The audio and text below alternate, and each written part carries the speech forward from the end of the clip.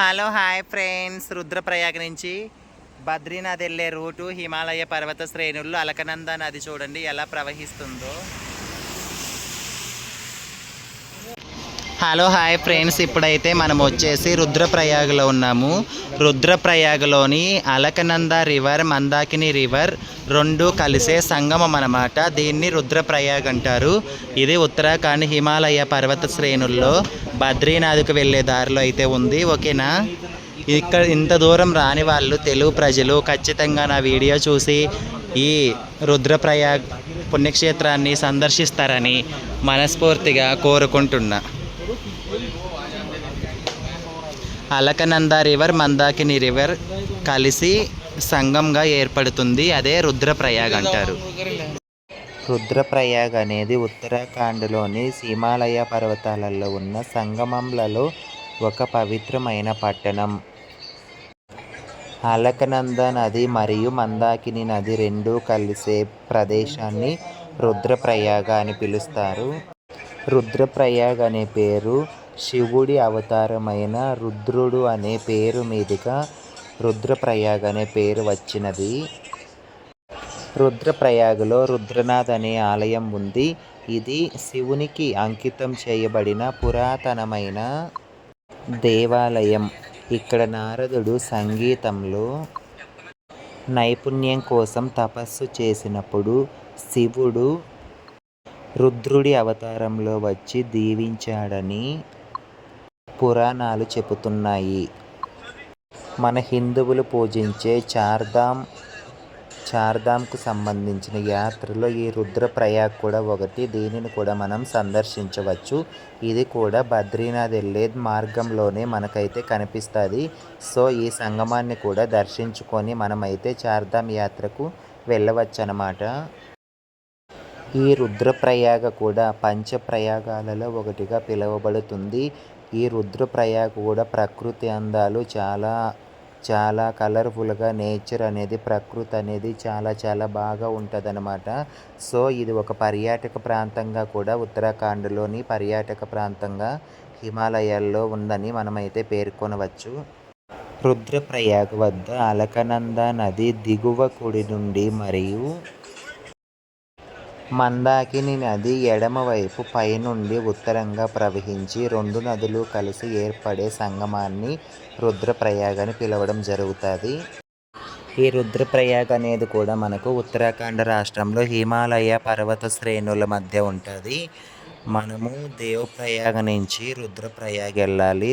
దేవప్రయాగ్ దర్శనం చేసుకుని తర్వాత రుద్రప్రయాగ్ వెళ్ళి రుద్రప్రయాగ సంగమాన్ని దర్శించుకొని రుద్రప్రయాగ నుంచి నేరుగా మనమైతే బద్రీనాథ్ అయితే చార్ధామ్ బద్రీనాథ్ ధామ్ యాత్రకైతే వెళ్ళవచ్చు అన్నమాట. సో ఈ సంగమాలన్నీ సందర్శించుకుంటూ హ్యాపీగా, ఆనందంగా, అందరూ సంతోషంగా కూడా చార్ధామ్ యాత్ర అనేది కంప్లీట్ చేయవచ్చు అనేసి మనకైతే పురాణాలలో ఉంది. సో చార్ధామ్ కోసం వెళ్తే ఎన్నో నదులు, ఎన్నో ప్రకృతి అందాలను ఆస్వాదించుకుంటూ మనమైతే యాత్ర ముగించుకోవచ్చు.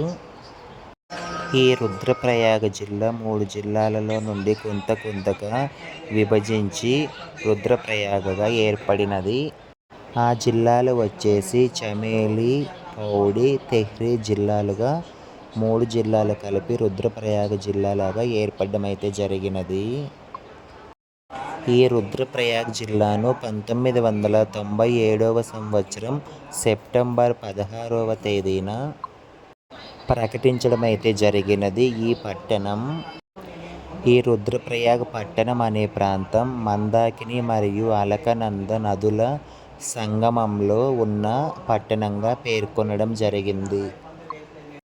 హిందువుల పవిత్ర నగరమైన కేదార్నాథ్ ఆలయం నుండి రుద్రప్రయాగ్ 86-90 కిలోమీటర్ల దూరంలో ఉంటుంది. జిమ్ కార్బెట్ అనే సైంటిస్ట్ రాసిన రుద్రప్రయాగలో నరభక్షక చిరుతపులి ఇక్కడ నివసించిందని మనకి పురాణాలు అయితే చెబుతున్నాయి. శంభో శంకర.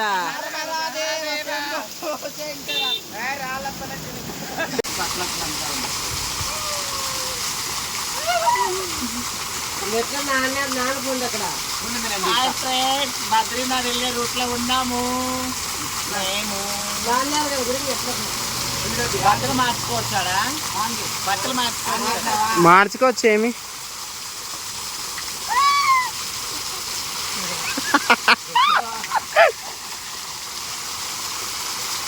ఎందుకు ఆరిపోతాయమ్మయ్యా?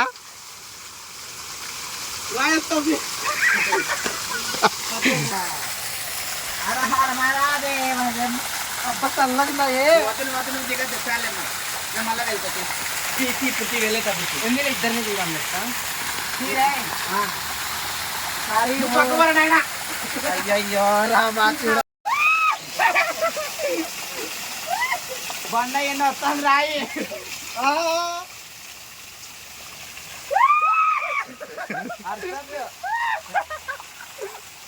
హర హర మహాదేవ.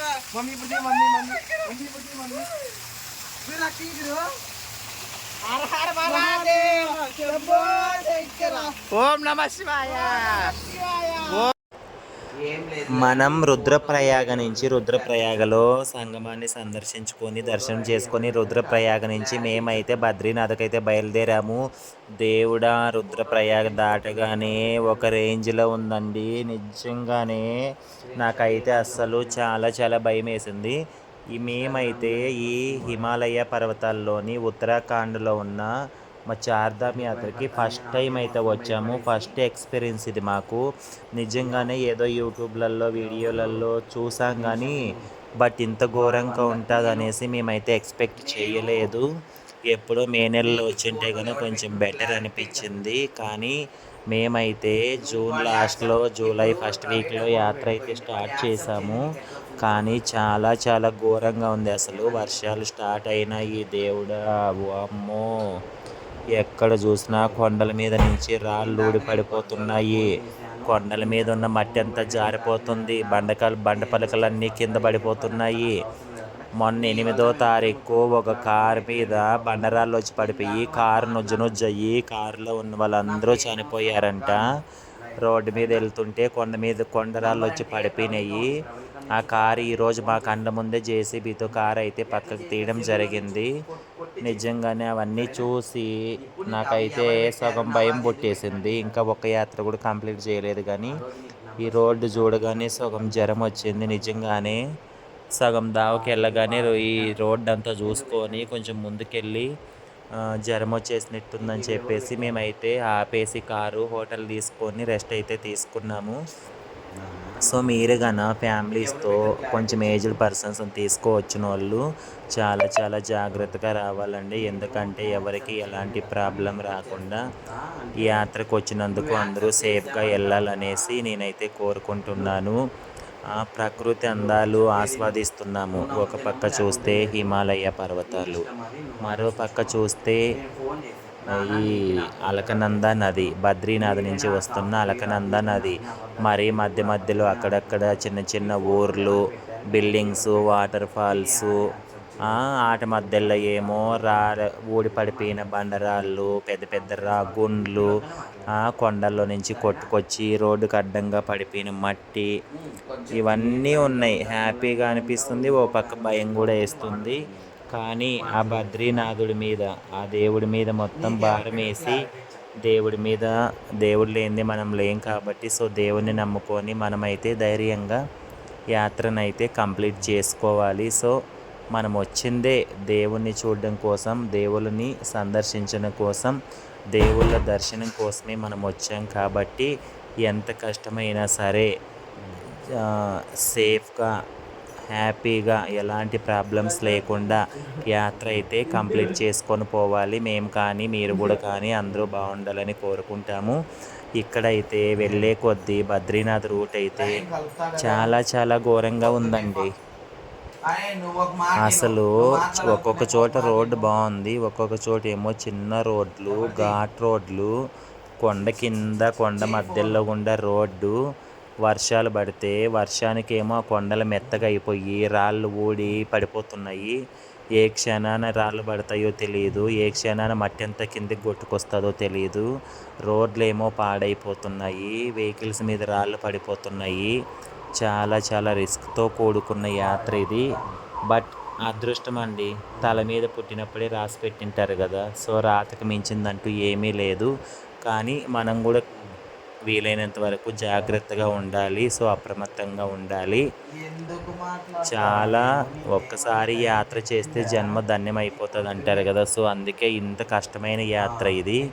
సో ఆ భాగ్యం అయితే మాకైతే కలిగింది. మేమైతే యాత్ర చేస్తున్నాము. సో ఈ విధంగా అయితే బద్రీనాథ్ వెళ్ళే రూట్ అయితే ఉంటుంది. చూసారు కదా, పెద్ద పెద్ద గుండ్లు, బండరాళ్ళు కొండ మీద నుంచి రీసెంట్గానే జారి పడ్డాయి. సో మేము వెళ్ళే 2-3 రోజుల ముందే ఆ రోడ్లు క్లీన్ చేసి 2 రోజులు రోడ్డు బ్లాక్ చేశారంట. ఆ రోడ్డు అంతా క్లీన్ చేసి రాళ్ళని అన్ని తొలగించి మళ్ళీ అయితే వెహికల్స్ని అయితే పంపడం జరిగింది. ఇప్పటికీ మేము వెళ్తుంటే వర్షాలు పడుతున్నాయి. కొన్ని చోట్ల పోలీసులు అయితే వెహికల్స్ ఆపి రాళ్ళు పడుతున్నాయా లేదా అని చెక్ చేస్తూ సేఫేనా అని చూసి మరీ పంపిస్తున్నారు. సో ఇలాంటి రిస్క్తో కూడుకున్న యాత్ర, ఆ బద్రీనాథుని సందర్శించుకోవడం కోసం, స్వామిని చూడడం కోసం రిస్క్ చేసి మరీ యాత్రకైతే వెళ్తున్నాం కాబట్టి అందరము సేఫ్గా వెళ్ళి యాత్ర ముగించుకొని రావాలి. సో మీరు కూడా సేఫ్గా వెళ్ళి రండి. ఎవ్వరూ భయపడద్దు, ధైర్యం చేసుకొని వెళ్ళండి. దేవుడు ఉన్నాడు. ఖచ్చితంగా హ్యాపీగా యాత్ర చేయాలని మనస్ఫూర్తిగా కోరుకుంటున్నాను. అలాగే ఇంకొక చిన్న ముఖ్య విషయం చెప్పాలండి. యాత్రకి వెళ్ళేటప్పుడు వాతావరణ పరిస్థితులు ఎప్పటికప్పుడు మారిపోతూ ఉంటాయి. ఏ క్షణాన వర్షం పడుతుందో ఏమో తెలియదు. కానీ వర్షం పడే సమయంలో జర్నీ చేయకపోవడమే మంచిది. నాకు తెలిసి ఎక్కడైతే వర్షం స్టార్ట్ అవుతుందో అక్కడ దగ్గరలో ఎక్కడన్నా వెహికల్ ఆపుకొని ఏదన్నా హోటల్ ఉంటే రూమ్ తీసుకొని అక్కడ స్టే చేసి వర్షం తగ్గిన తర్వాత రోడ్లు క్లీన్గా ఉన్నాయా లేవా తెలుసుకొని ప్రయాణం అయితే మొదలు పెడితే మంచిదని నా ఉద్దేశము. ఎందుకంటే ఎక్స్పీరియన్స్తో చెప్తున్నాను. రుద్రప్రయాగ నుంచి బద్రీనాథ్ వెళ్ళే మధ్యలో ఇలా వాటర్ ఫాల్స్లో ఎంజాయ్ చేస్తూ హ్యాపీగా అయితే వెళ్తున్నాము. ఈ వీడియో ఇంతటితో ముగిస్తున్నాను. మరిన్ని డివోషనల్ వీడియోలతో మీ ముందుకు వస్తాను. ఓకేనా?